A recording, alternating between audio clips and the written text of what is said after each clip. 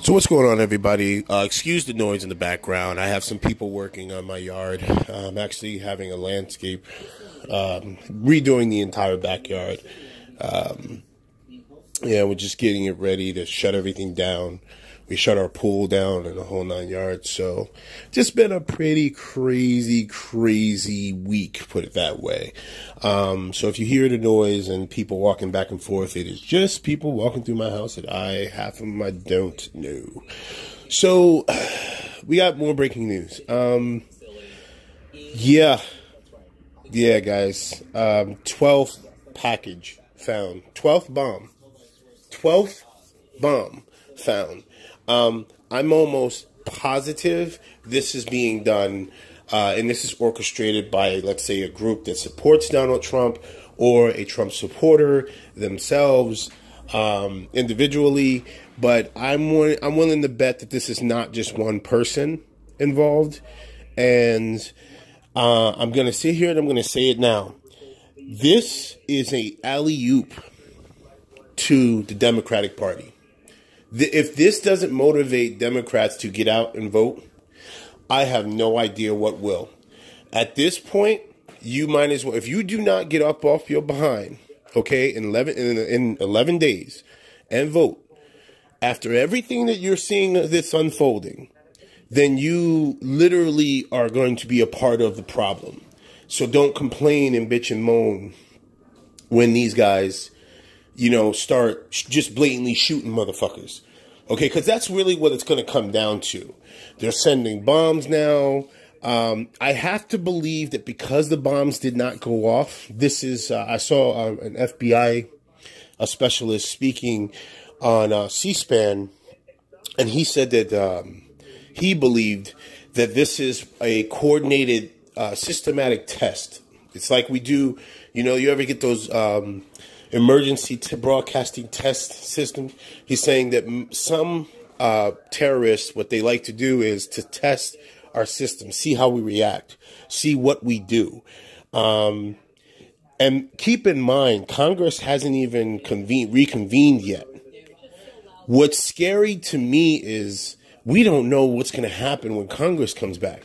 Okay, this nut job or these nut jobs could end up, if they want to assassinate Democratic politicians, they can just wait till they're all together and do something. And this is what scares me. And it should scare you, regardless of party affiliation.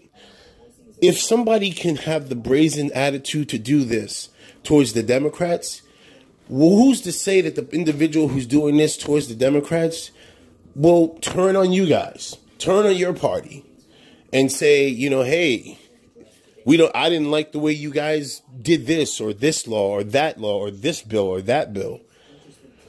This is scary stuff. And you know what? I've been, in my last few days doing videos on this situation, I've been called everything from a plantation Negro to, what was it? Sorry, guys. Like I said, they're doing work out there. Everything from a plantation Negro to get off the Democratic plantation, right? That's what I was called. And I'm just like, oh, my Lord. Okay, and then I've been literally called a snowflake because of the situation. You guys are fucking morons. Absolute fucking morons. This is not a game. We're witnessing domestic terrorism, which has gone on for countless years. But the only reason the media is now prepared to call it domestic terrorism because it was towards them. So let's keep it all the way 100. Okay? Domestic terrorism is when, you walk up into a church full of black folks and you shoot them up. Okay, Dylan Roof? That's domestic terrorism. But, people don't want to call it that. Okay? But at the end of the day, like I said, to get back on topic, this is not a game. I believe that if Donald Trump does not, this is one of those situations that can go either way.